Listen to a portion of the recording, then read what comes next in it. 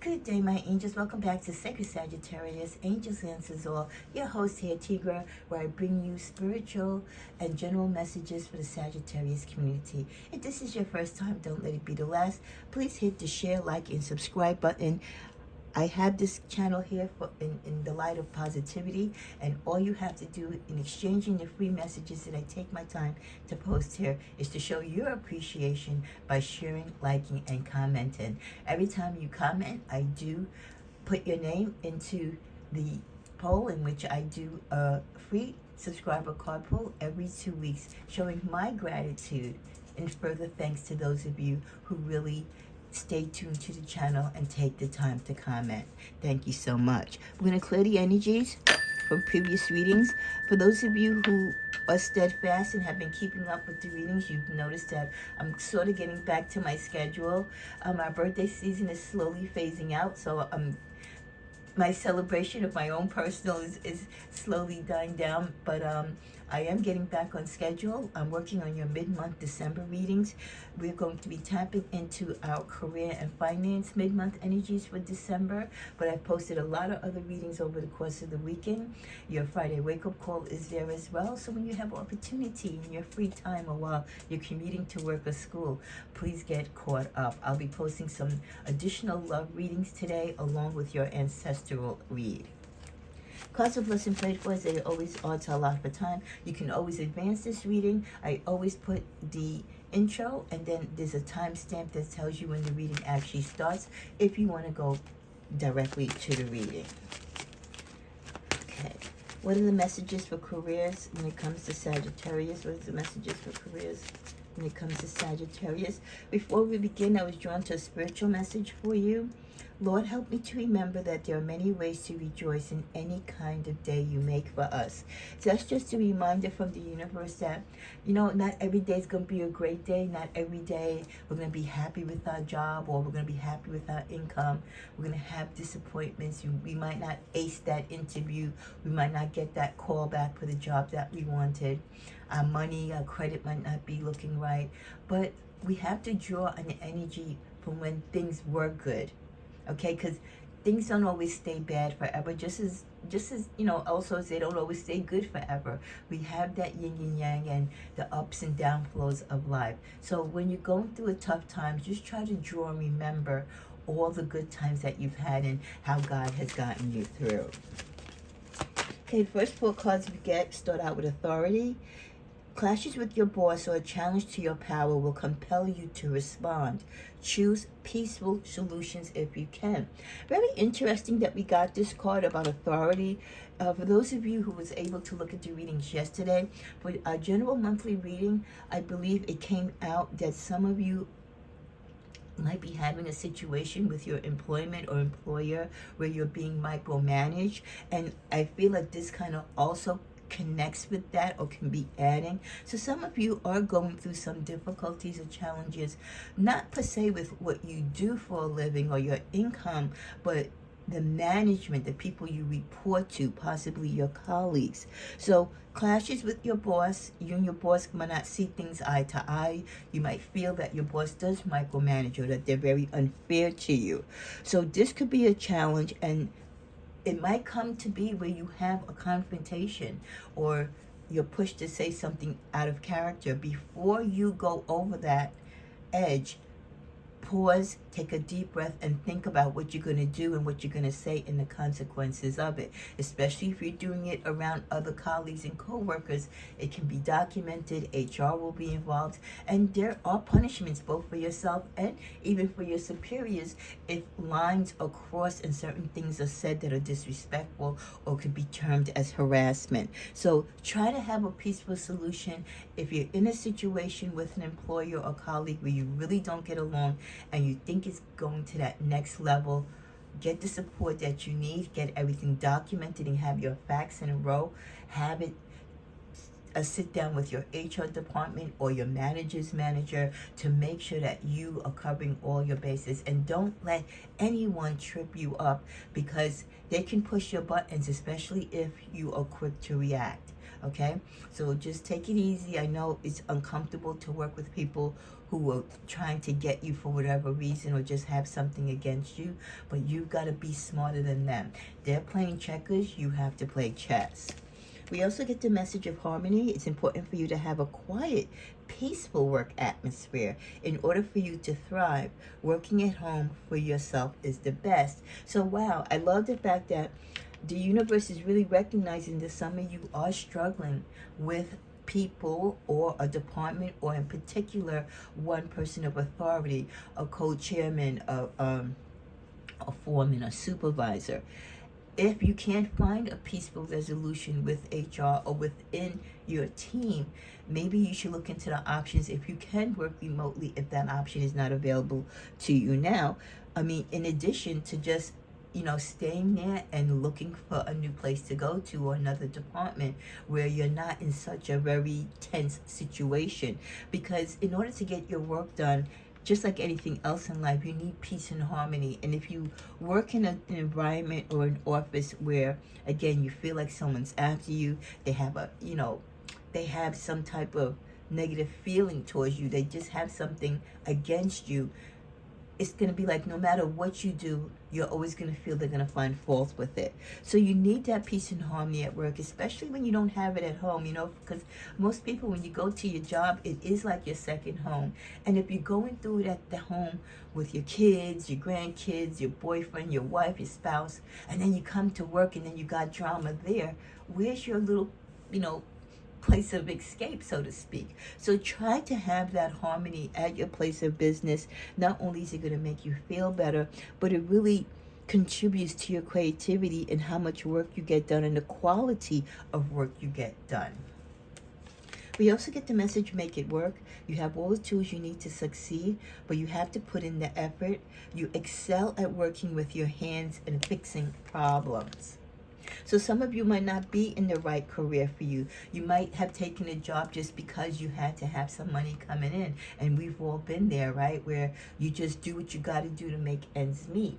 But if you can afford now to be in the type of job that you love, and you're creative and you're great with your hands, make it work better for you, that you're doing a job that you enjoy, that gives you joy, that gives you satisfaction, that you love going to, and you love who you work with. And not only that, you're being successful and being recognized for your work.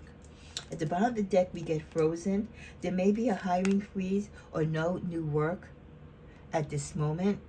Being aloof can leave you out in the cold. A warm follow-up gets you in the door. So a lot of people are out of work right now or looking for work. So you might see a lot of job postings, but you might not get a lot of callbacks, or you might go on interviews and not hear anything back. And I know that's very frustrating and it's very unprofessional, but unfortunately, when employers kind of really have their say, because there's so many applicants, many of the applicants do fall through the crack. So to make your particular resume, or to make you stand out as a candidate, follow up. Keep a chart, keep a journal of who you interview with, what the job was for, when the job is supposed to be filled, and when you interviewed, who you spoke with. Send them a thank you card and follow up. It doesn't hurt to follow up. It even shows that you have a sincere interest in the position. The other three cards we get are teacher, professor, and principal. If you are a young Sag, or you're a Sag that is changing careers, and you never thought being a teacher, professor, or principal is something that you might consider, well, the universe is saying maybe it's something you should consider, especially if you're good with kids, or you love education, you love studying, you love providing mentorship to people.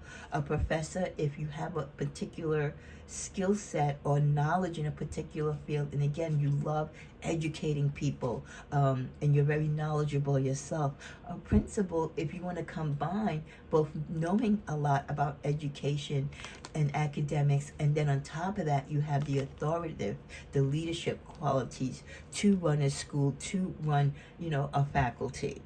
We also get pharmacist, lab technician. Some of you might want to go to medical route, where You can be a nurse, work in a lab, be a lab technician, work with the machines like your MRIs or your sonograms, or being a pharmacist. There's pharmacies in your local department stores. Most grocery stores have pharmacies, and then you have your regular pharmacies throughout the 50 states, and I'm sure there's many pharmacies throughout the world. So if this is something that you like and you're into the medical field, you don't always have to be a doctor or nurse. There are other areas such as pharmacist and lab technician.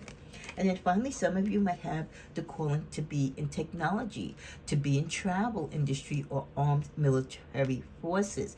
For those of you who are in technology, those of you who are you're the coders, you like putting computers together, you love IT, anything to do with computers and systems and software and programming.